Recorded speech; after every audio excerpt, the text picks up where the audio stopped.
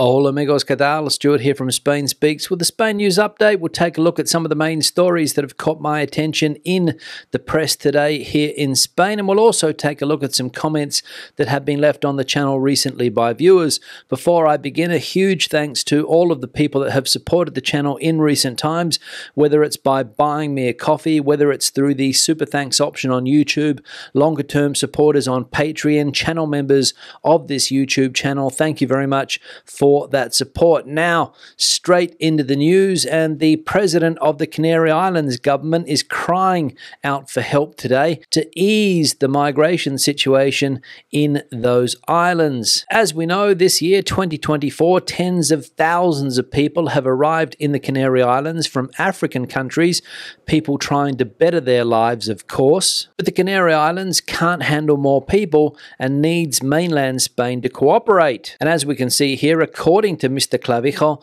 we are on the verge of collapse. This autumn could be a catastrophe, he says. The president of the Canary Islands hopes that now, finally, the PP and the PSOE will agree to reform the immigration law, making it possible to transfer unaccompanied minors to other autonomous communities on a mandatory basis. Behind the political show, I am aware that they are willing. We will have to make it happen, says Fernando Clavijo, who warns about the critical situation the archipelago is facing due to migration pressure. We are on the verge of collapse, and the sea has not yet reached optimal navigation conditions. This could be a catastrophe in September, October, and November. We can't hold out for even one more day. It's not enough to say we need to take it calmly, he says. So there we go, the president of the Canary Islands predicting a migration catastrophe if this new immigration law is not sorted out soon. And the Canaries, according to Mr. Clavijo, as we saw in that article,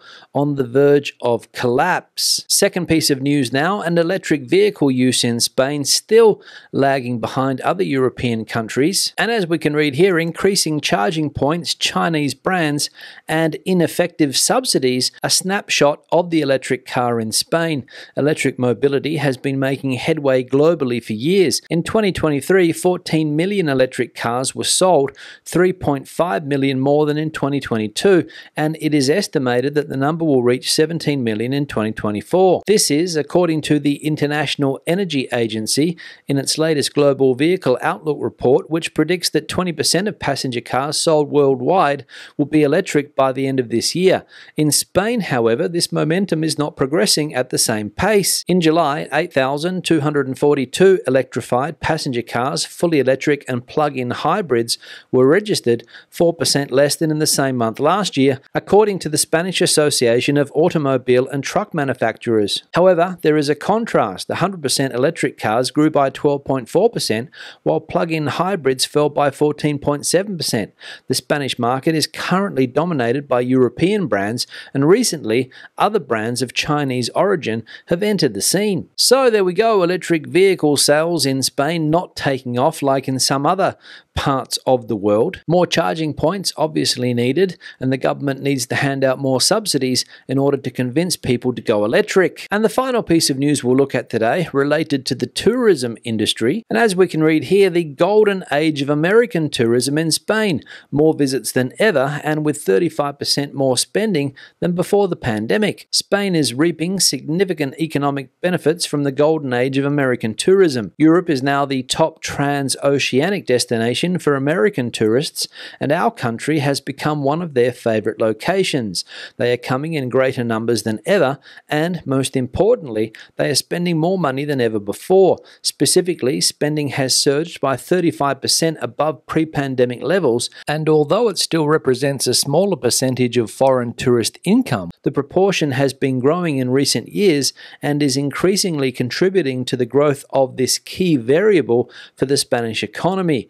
The Spanish Tourism Institute, which operates under the Ministry of Industry, closely monitors the data on foreign visitor arrivals regularly published by the National Statistics Institute. Additionally, it gathers information on spending, which is crucial for understanding how the influx of foreign visitors impacts the national tourism GDP. So more Americans visiting Spain than ever before, a golden age in this type of tourism, as pointed out in that headline, and some more good news, Americans are spending more than ever, 35% more to be exact. So some good news there for the Spanish economy. Now let's take a look at some comments that have been left on the channel recently. One here from Cindy: our air fryer looks like a small oven and has ended up being the most used kitchen appliance we have.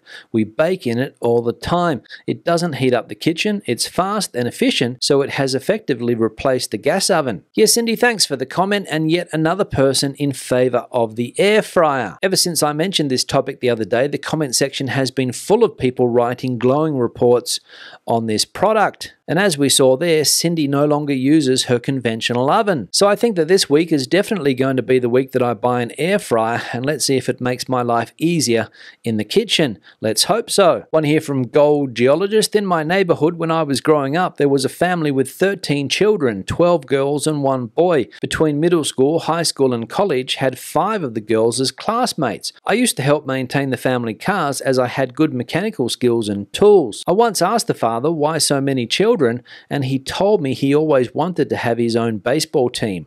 Lovely people. Catholics, of course. Yeah, Gold Geologist, thanks for the comment and adding to the conversation that we have been having on the channel in recent times about why people don't have big families anymore if they have children at all. As we know, here in Spain, birth rates have been plummeting in recent years. People don't seem to want to have children anymore, and if they do have children, normally 1 or 2. The days of the big family are well behind us, it seems. And the only people that do seem to have big families nowadays in Spain are either immigrants or the ultra-religious. The rest, no thank you. One here from Susan: yes, I see many foreigners working in low-paid jobs. Here in Terrassa, roadworks are done by Moroccans, bar restaurant workers and carers for the elderly are South American. Many Chinese people have bars and cafes that would otherwise be closed. Immigrants do jobs that Spanish people don't want to do. Yes, Susan, thanks for the comment, and you're right, immigrants here in Spain take up the jobs that locals no longer want to do. For whatever reason, the local population sees itself above some type of jobs, and people have to come in from other countries to fill those jobs because they still need to be done. One here from Mags: so much of the world is angry and aggressive. Our Western governments are responsible. Yeah, Mags, thanks for the comment, and an interesting one at that. So much of the world is angry and aggressive, and our Western governments are responsible. Let me know your take on Mags' comment in the comment section below.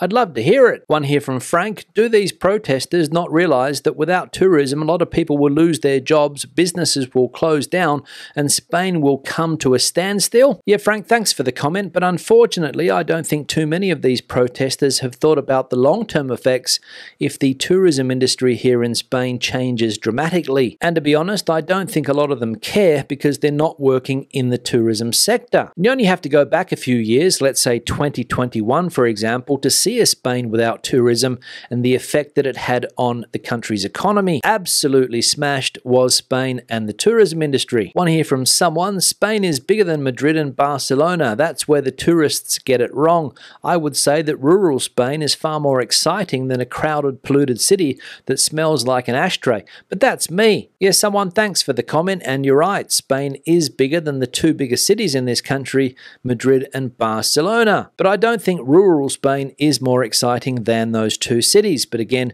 that's just my opinion. And for whatever reason, people love to visit big cities, whether it be for the services that they provide, whether it be for the vibrant nightlife and restaurant scenes that big cities offer, or for the shopping opportunities. I've got no idea, but for whatever reason, this type of tourism, city tourism, is growing year by year. And the final comment here from Michael: it's Madrid folks that are not liked here in Torrevieja. Yeah, Michael, thanks for the comment, and I reckon that you're right. Lots of towns and villages here in Spain absolutely hate it when people from Madrid start to roll in the month of August to spend their holidays, especially in some of the coastal areas. Basically, they move their Madrid mentality to these smaller towns and villages, and it really annoys some locals. And I think it's arrogance or a sense of entitlement that a lot of people from Madrid seem to have that gets other people's goat. But the good news for people in places like Torrevieja is that you don't have to put up with people from Madrid very long, unlike living here in Madrid, where you have to put up with it every day. On that note, I'm going to wrap the video up. Questions and comments, please leave them in the section below. If you have anything to add to the conversation today, the comment section is the place for you. Give the video a thumbs up if you liked it, thumbs down if you didn't. I'll see you in the next one. Hasta luego.